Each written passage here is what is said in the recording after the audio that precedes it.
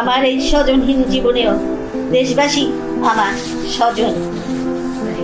আল্লাহ আমার একমাত্র ভরসা।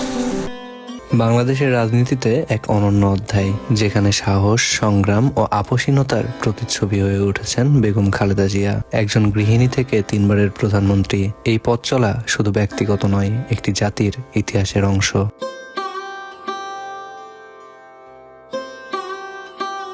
1945 সালের 15 আগস্ট জন্মগ্রহণ করেন খালেদা খানম। 1960 সালে তিনি তৎকালীন সেনা কর্মকর্তা জিয়াউর রহমানের সঙ্গে বিবাহ বন্ধনে আবদ্ধ হন।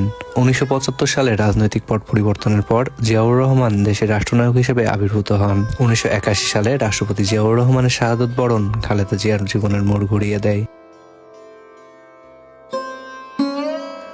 স্বামীর মৃত্যুর পর নীরবতা ভেঙে রাজনীতিতে সক্রিয় হন খালেদা জিয়া। 1948 সালে তিনি বাংলাদেশ জাতীয়তাবাদী দল বিএনপি এর চেয়ারপারসন নির্বাচিত হন। সামরিক শাসন বিরোধী আন্দোলনে তিনি হয়ে ওঠেন গণতন্ত্রের প্রতীক।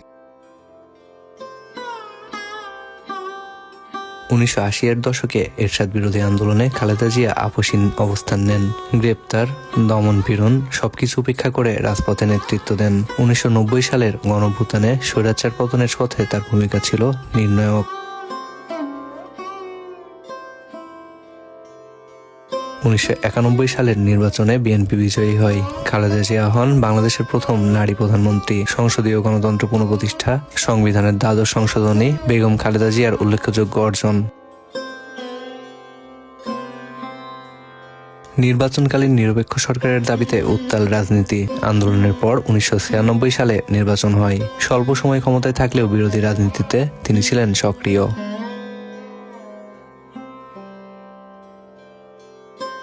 2001 সালে 4 দলীয় জোটের বিজয়ের মাধ্যমে তৃতীয়বারের মতো প্রধানমন্ত্রী হন খালেদা জিয়া। অবকাঠামো উন্নয়ন, শিক্ষা বিস্তার ও সামাজিক নিরাপত্তা কর্মসূচি এই মেয়াদের উল্লেখযোগ্য দিক। 2007 সালের পর রাজনীতিতে আসে নতুন সংকট, জরুরি অবস্থা, গ্রেপ্তার, মামলা সবকিছুর মধ্যেও খালেদা জিয়া রাজনীতি থেকে সরে যাননি। দীর্ঘদিন কারাবরণ ও চিকিৎসাজনিত জটিলতা তার সংগ্রামের অধ্যায়কে আরো গভীর করে।